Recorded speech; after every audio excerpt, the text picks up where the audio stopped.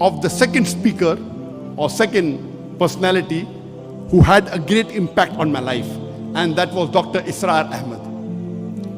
Dr. Israr Ahmed, may Allah grant him Jannah, he was one of the best Urdu-speaking orators in the world that I know of. So I traveled all the way to Pakistan in 1991 to meet Dr. Israr Ahmed. He was a medical doctor. He wasn't trained in any Islamic institute or Islamic university. He was a medical doctor inspired by Maududi, Jamaat Islami, went to Tabligh Jamaat, then started his own organization, Tanzim Islam. I went to Lahore to meet him. And I was shocked at his simplicity. The command that he has over the Quran. He also speaks in English, but mainly in Urdu.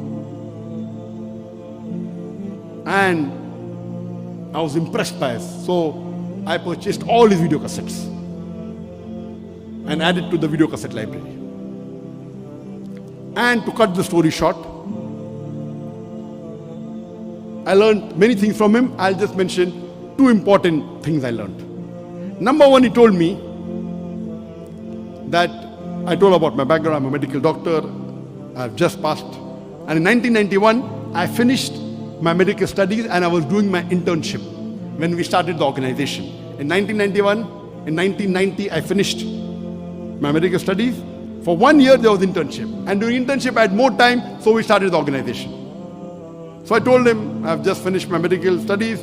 I would like to become a surgeon, do my MS, and I'm interested in Dawa. So he told me, son, you have to choose between the two. Either you choose your medical practice or Dawa. I, being a medical doctor, I practiced for 7 years and tried to do both. I could not. If you want to specialize, choose between the two one thing. Then, after his guidance, I chose to become a Dai. The second thing I learned from him was, he told me that if you want to become a Dai, see to it that you make your personal needs the minimum. I said, why?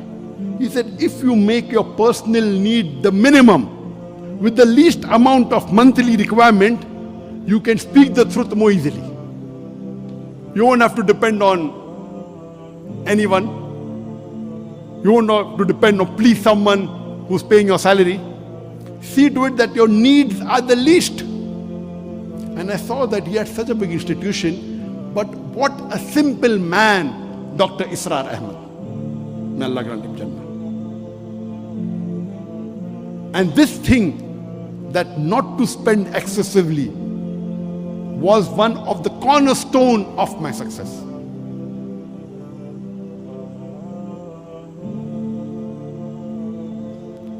Just in case I forget, towards the end I may tell you, but today I require only 2,000 ringgit a month for me and my wife to survive. Only 2,000 ringgit. Very comfortably. Very comfortably. Not for my Dawa activity. Dawa activity, though I have to travel, fly, I pay my own money, that's different. That may be in large amount, but for my personal needs, 2,000 ringgit is sufficient. In Bombay, it was 40,000 rupees. Here it is 2,000 ringgit, sufficient. Inshallah, time permits, I'll come to it later on. So these two things I learned from Sheikh Ahmed Deedat. And when I came back, I told my parents, initially when we started the organization, Islamic Research Foundation, I told my parents I will only be giving 2 hours a week. Because once I finished my internship, when I joined the MS surgery, I have to be there 24/6 or 6.5. Maybe I get half a day in a week free. So I spend some time with my family and 2 hours in this organization. But then I decided I will not do my post-graduation. I told my parents, I want to give 2 hours a day for Dawa and the balance time for my medical practice. My father had a roaring practice. My elder brother, Dr. Naik, also was a doctor. And my brother, he was a very good orator. So when Sheikh Ahmed Deedat came, he was the MC.